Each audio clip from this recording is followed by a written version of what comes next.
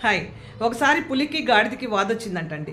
పులి ఏమో గడ్డి పచ్చగా ఉంటుందని చెప్తుందంట. గాడిదేమో గడ్డి బ్లూగా ఉంటుందని చెప్తుందంట. ఇలా కొంతసేపు వాదు వేసుకున్న తర్వాత ఇలా కాదు, అడవికి రాజైన సింహం దగ్గరికి వెళ్ళాలని సింహం దగ్గరికి వెళ్తారంట.